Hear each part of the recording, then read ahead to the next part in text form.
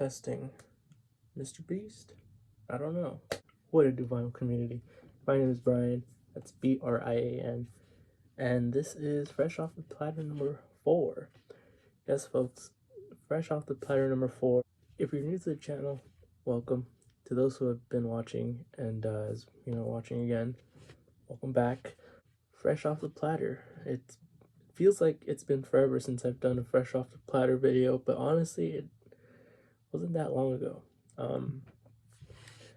If you guys are new to the channel and don't know what Fresh Off the Platter is, or for those who have forgotten what Fresh Off the Platter is, it's just me showing you guys a combination of both online purchases and in-person, record store purchases that I've done more recently. So I have about 9 records here to show you guys today, and yeah, trying to hopefully keep this video short, but who knows. Without further ado, let's get right into this video. So the first few that I'm about to show y'all are online orders. I don't know if you guys saw my last video where I showed some unusual purchases.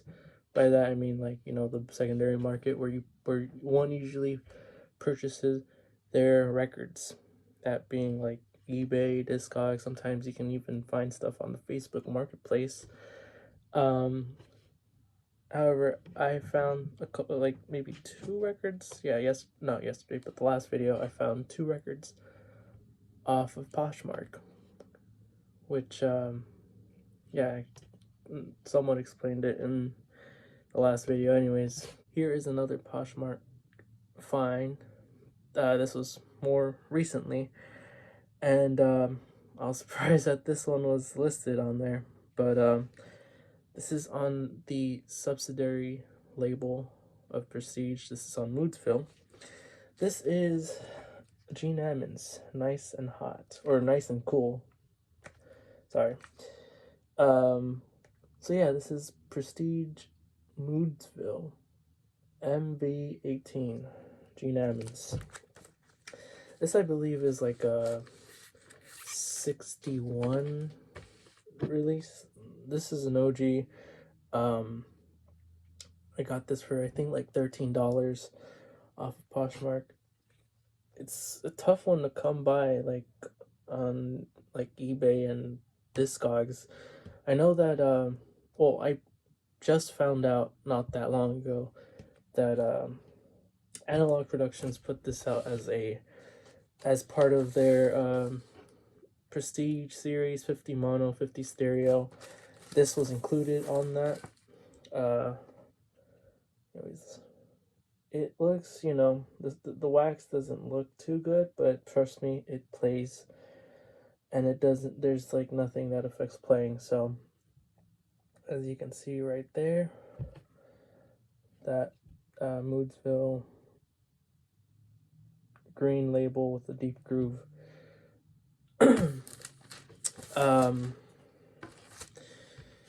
This is my favorite time where Gene Ammons was recording. Later on, for me there are some hit or misses later throughout his recordings.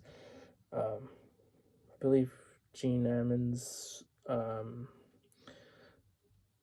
was passed in the 70s, but yeah, the lineup here is Gene Ammons on tenor sax, Richard Wyans on piano, Doug Watkins on bass, and J.C. Hurd on drums. This is the type of album that you would put on late at night, right before you're going to bed. All of the tunes on here are these ballads, but mostly it's just again, ballads. I'm just trying to see here if a lot of these, are standards. So I really enjoy this, and for the price that I got this, I'm happy overall. I believe the as of this recording, I believe the Analog Productions 33 reissue is out of print, or like not out of print, but like out of stock. Hopefully they bring this back in stock, because I might grab myself a copy. I'm not sure, but for now, I'm happy to spend this. Thank you to the person who sold this to me for a good price. Thank you. All right, next up, 2 Argo promos. First one I've recently shown on Instagram. This is late 50s recording by the MJT plus 3. So this is Daddy-O presents MJT plus 3. This is the first album by this group, and honestly, I believe this is the only album with this lineup. Because I think in like 59, the people who were the leaders of this group, which is Walter Perkins and the Bob Cranshaw, these are like the 2 main peeps in this group, replace like the saxophone, trumpet, and piano players in like 59. Anyways, I shown MJT plus 3 record a while back, I think in like the first Vinyl Finds video of 2023. Could be wrong.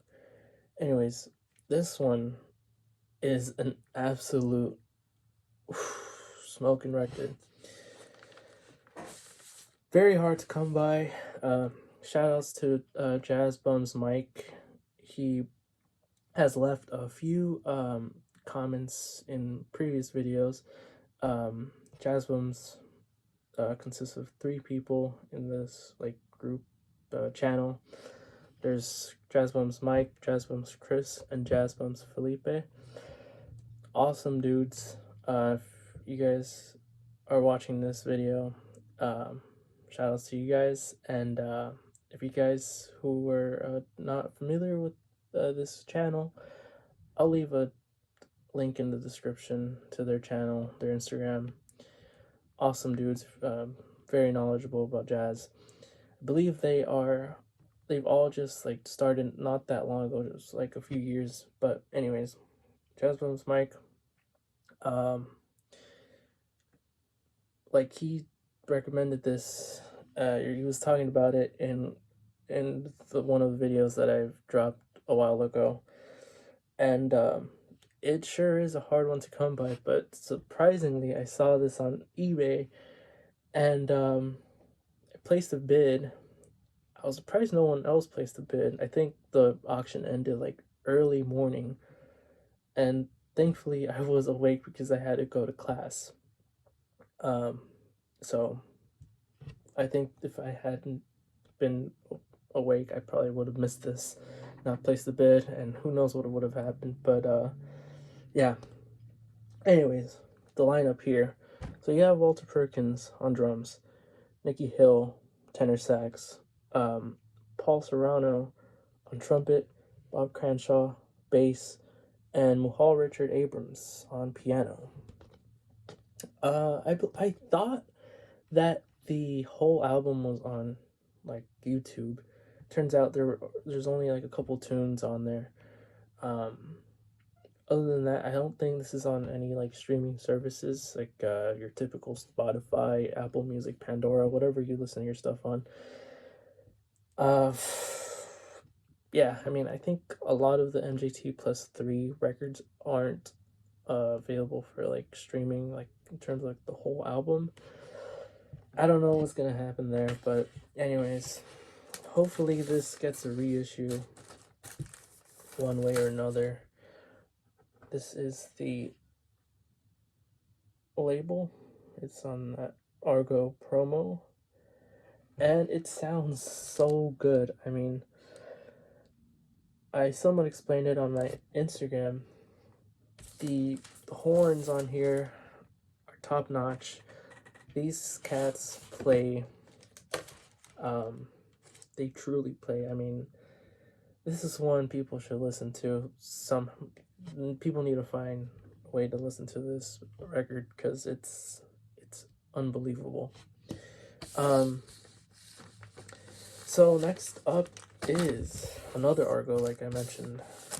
This one came out later on in like the 60s, and this is another promo. And this is another occurrence where it's kind of hard to find this record. There's not a lot of them.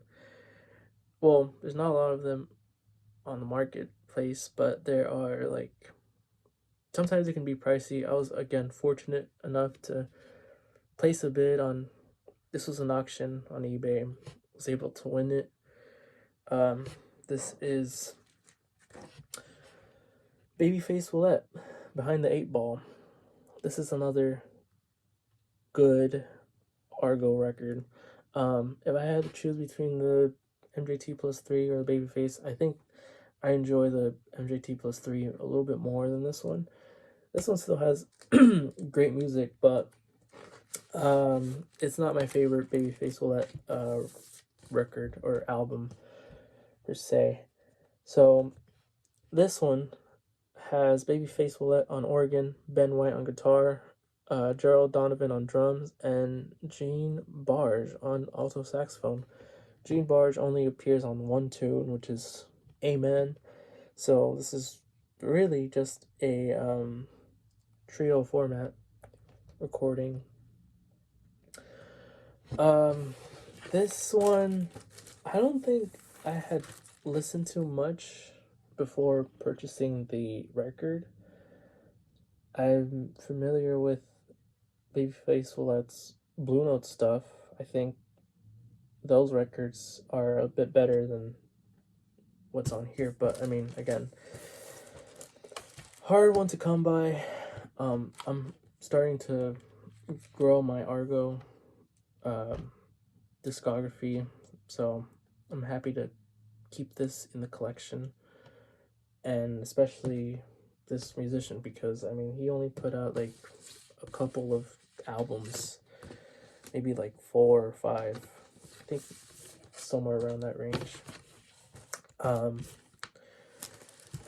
So let's see, this was done, this was out in like 65, I think, or 64. This was recorded in 64, but anyways, if you could find this, grab it or stream it first, I guess, because this could be for everyone, but I don't know. I'm on like the mixed side of like if this is for everyone or not. Anyways, I'm happy to have this. So next up is a Whatnot purchase. These next two actually, I'm just realizing now, from the same seller, from the same place. Sometimes I go to this record store. This is from the Record Parlor. I've shown not a few, maybe a good amount of vinyl finds, purchases that I've done in the past, but these were Whatnot auctions. The Record Parlor, they do a lot of Whatnot auctions. I think they do it daily, I'm not even sure, but sometimes I tune into their jazz stuff. They used to do it at 5 p.m. Pacific time, but now I think they switched it to like 4 p.m. Pacific time, which is like 7 Eastern. Anyways, this is the most recent one that I've gotten, and then I'll show the next one. But anyways, this is on Mainstream. This is Art Farmer Homecoming. This was out in, I think, 1970 or 71. I think this is 71. Art Farmer, he's accompanied by some awesome musicians. I mean, check this out. You got Art Farmer on flugelhorn, Billy Higgins on drums, Warren Smith Jr. on percussion, James Heath on tenor sax, soprano sax, and flute, Cedar Walton on piano, Sam Jones on bass, and James Foreman / Toomey on Conga drums. This is another label that I'm trying to get, like the records. This is like a uni pack, but I mean the jacket does have ringwear. It's seen better days, but the wax is clean, and this is another white label promo, and it has a little cool stamp right there, Rasputin Records.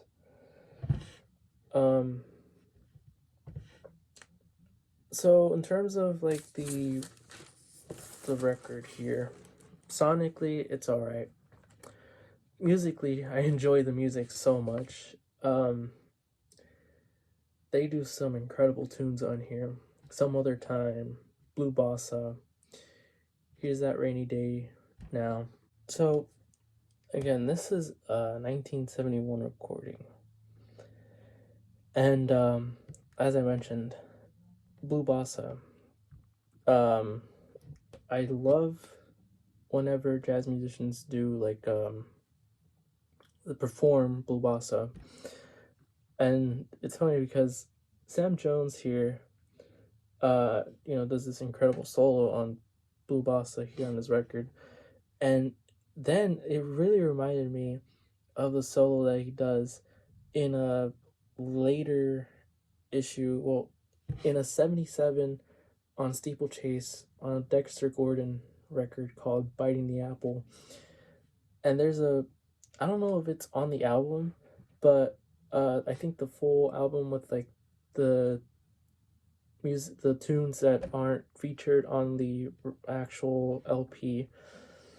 What I'm trying to say is Sam Jones is also on that record, and when they do, Blue Bossa, he does this solo that really just reminds me of this one here.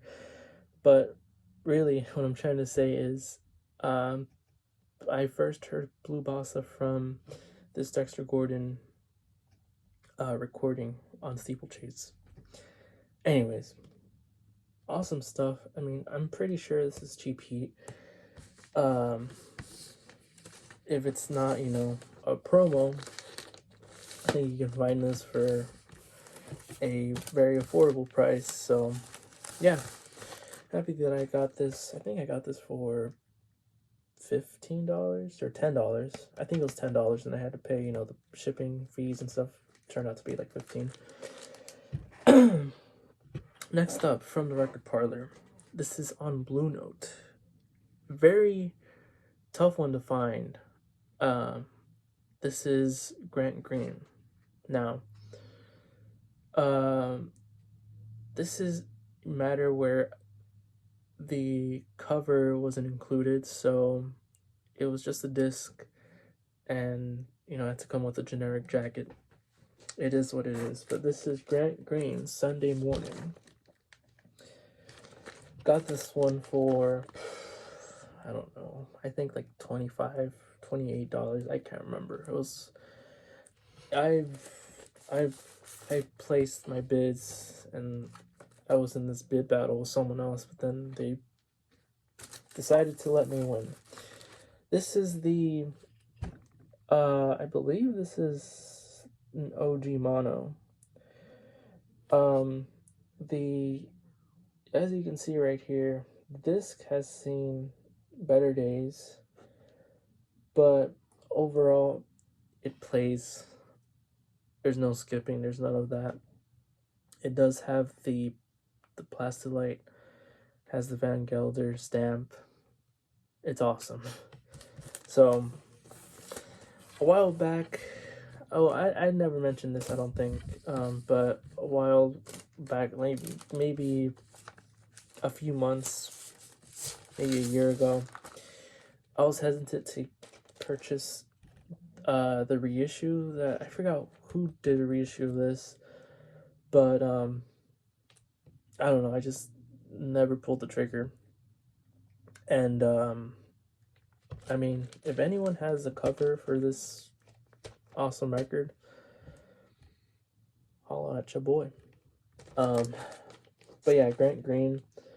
So you have Grant Green on guitar, Kenny Drew on piano, Ben Tucker on bass, and Ben Dixon on drums. Yeah, I think this might be like the third Blue Note record that I have without a jacket, because I have the Happenings, Bobby Hutcherson. That jacket is destroyed. If you guys have seen my Instagram or have seen like the video where I showed that, I just can't. Anyways, what else? The Art Blakey Indestructible. That one came without a jacket. I'm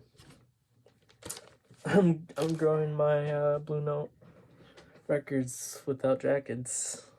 Anyways, these last few all come from the same shop, the shop, where if in a previous video I explained the the new shop experience, and I went last week of the time of this recording and picked up some stuff. So first one is a blind buy, actually. This is Mavis Rivers. Mavis. This is on Reprise, and this is a promo again. When I saw the cover, I was like, huh. Well, when I saw the record, the jacket, I saw it was on Reprise and not that, and then I saw the sticker, and that immediately reminded me of the Jack Sheldon. And I saw it was in the jazz bin, so I was like, okay, so what's the lineup looking like? And so the lineup here has a ton of musicians. I think there's like 10 people on here. So you have Jack Sheldon and Al Pacino on trumpets, Stu Williams on trombone, Bud Shank on alto sax, Bill Perkins on tenor sax, Bill Hood on baritone sax, Vincent DeRosa on French horn, Red Callender on tuba, Joe Mandragon on bass, and Mel Lewis on sticks. Now the arrangements and orchestra are conducted by Marty Page. And then, last but certainly not least, the main person on here, Mavis Rivers, the vocalist. I immediately fell in love with this record. I mean, I had never even known about her. Her voice is fantastic, folks. You guys need to stream her stuff. Start with this one, because man, I was like, whoa, when like, why haven't I heard of her before? And as you can see, here's the label. But there are a ton of standards here that they play, the whole band play. So this vocalist, this singer, Mavis Rivers, turns out to be from, I think it was New Zealand. But she has that like Samoan blood in her. I'm trying to see. Yeah, so she was born in New Zealand, or I think she was raised in New Zealand. Can't remember. And was very popular there at the time. I think this was the late 40s, early 50s. Then it says here that she came to the US in like 53, 54, and then started working, I think, doing gigs or performing later on. Anyways, it's incredible. I think in the line of notes it mentions that Frank Sinatra once saw her at a club and loved her voice, and then signed her to be in his Reprise label. Mavis really reminds me of we can agree to disagree, rather. And she really reminds me of Ella Fitzgerald. Like, her voice has this Ella Fitzgerald, like, maybe not tone, I don't know, but at the same time, her voice is also like separates from the rest of these female vocalists, because come on, you can't just say, oh, this is a knockoff of, such and such. So, if you guys have never heard of Mavis Rivers, I highly recommend her. Um, I think this record is. I hope it. I hope you can find it on streaming services. But I think when I tried to look for it on Spotify, I couldn't find it, so I had to maybe look it up on YouTube. I don't know. Anyways, if you can find it, if you can find this record, pick it up. It is spectacular. I mean that because, man, I don't know why I had never heard of Mavis Rivers, but the fact that I'm just discovering her is mind-boggling. But at the same time, I'm very happy that I finally discovered her, because, yeah, I mean, she put out incredible stuff. Next one is another blind buy of a musician that I do know of, just never heard of the record. And I'm surprised that this is the first time I listened to this. I guess I'm not surprised, actually, because I don't think you can stream this, or maybe you can. A lot of these records that I bring home, I don't look on YouTube or Spotify to see if it's there. I have the record, I might as well spin it. But I hope this is available, on YouTube, Apple Music, Spotify, wherever you listen to your streaming stuff. This is Curtis Fuller, Fire in Filigree. This is later in Fuller's career. This is in 78, recorded in 78. And this is on Beehive, on this Beehive label. I'm not familiar with this label, but I'm familiar with the musician, the trombonist, and the other people on here, the lineup. So you have Curtis Fuller on trombone, Sal Nistico on tenor sax, Walter Bishop Jr. on piano, and Sam Jones on bass, and Freddie Waits on drums. Sam Jones is also on here. That's awesome. I think I got this for like $20 at the shop, but I think this goes for cheaper on the secondary market. I'm not sure. But here's the label. I don't think there's been a reissue of this. I think there's only like two.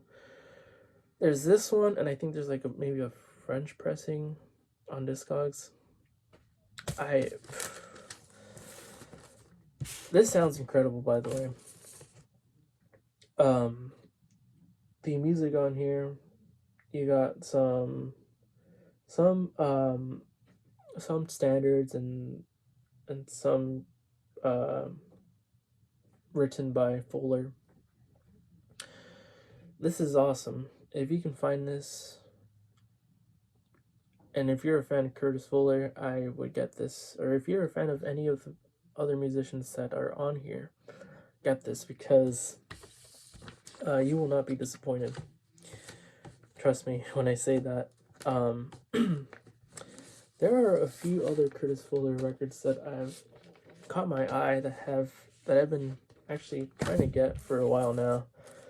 The shop they have one of the ones that I want, so hopefully I can pick that one up soon. Next up, this is the reason why I went to this shop on Friday. So on Discogs, I saw that they had a copy of this for a very reasonable price. I think this was $12. And I've been trying to grow the musician's discography. I don't own any of his other stuff except for this one now. Or at least I don't think I do. I think this might be the first record that I have of his now. Anyways, very underrated. Not a lot of people talk about it for some reason. Or maybe it's possibly because There hasn't been really any reissue of this record. This is a Blue Note title. Came out in, I think, 1970. This is BST Blue Note Stereo 84348. This is Brother Jack McDuff, To Seek a New Home. Yeah, so when I saw this, I was like, man, I gotta have this. I need to listen to more Brother Jack McDuff. What's that one record of that everyone got, like when Blue Note Classic Series put it out a while ago? I didn't get or I haven't had the opportunity to get that record because honestly I've been trying to go after these, like, at least early or original pressings, and then maybe later on I'll give the reissues a shot. But anyways, this is on that Blue Note Liberty. So this is a cool one. This reminds me of, like, the Impulse gatefolds. Yeah, let's see. It's like this. It's pretty sweet. I think this is Jack McDuff.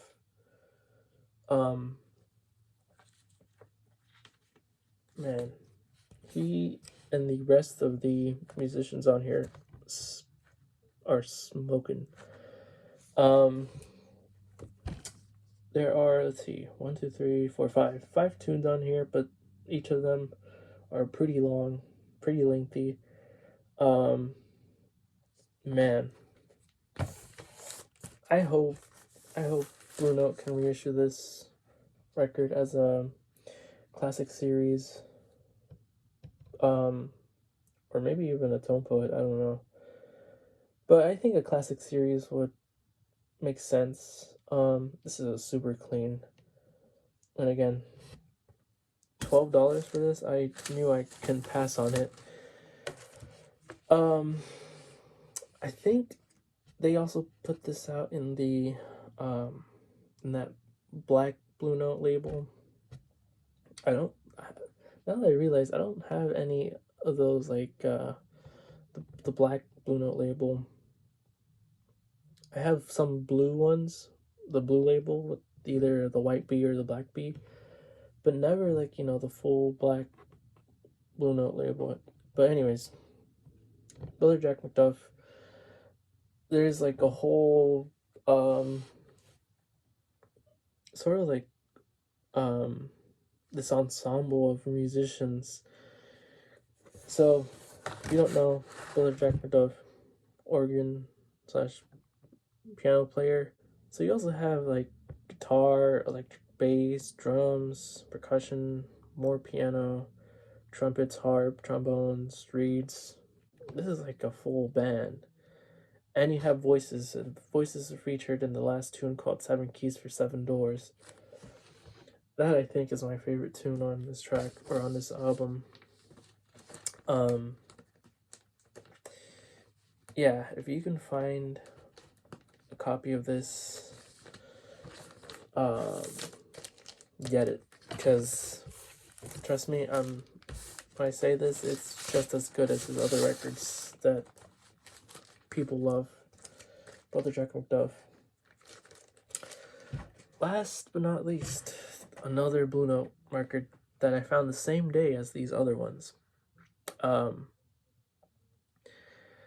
What's exciting about the store is that every time I go, there's always some new stuff, and it's like, wow, I'm always like, wow, I can't believe this title is here. I've been looking for this one for a while now, or wow, this is new. I've never heard of this. I mean, I'm really starting to like this shop. This one, when I saw it, I was like, please let it be clean, and please let it be, because this was priced at, I think, $35 or $32, something like that. Anyways, this is the Horace Silver quintet, the Cape Verdean Blues, plus J.J. Johnson. Features J.J. Johnson on here. The amount of times where I was close to pulling the trigger and getting the Music Matters of this, countless times. I think Music Matters put this out as both a 45 and a 33.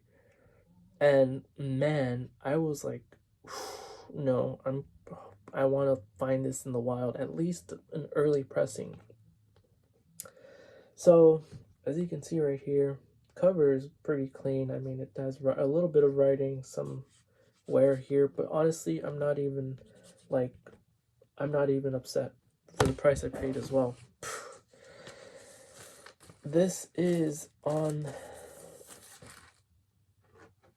that Liberty. This is that Liberty pressing. I think this is a 1968 pressing, but has the Van Gelder on the dead wax and no ear, but still Van Gelder. You know it's gonna sound awesome when it has Rudy Van Gelder or Van Gelder, when it has his name on the dead wax. Anyways, so here you have Woody Shaw on trumpet, J.J. Johnson on trombone, Joe Henderson on tenor sax, Horace Silver on piano, Bob Cranshaw on bass, and Roger Humphreys on drums. But obviously there's not going to be like a tone poet of this because Music Matters already touched it. So most likely it's going to be a classic series. I don't think this has been out as a classic series already. I've been so off with the Blue Note reissues stuff. Anyways, music on here, chef's kiss.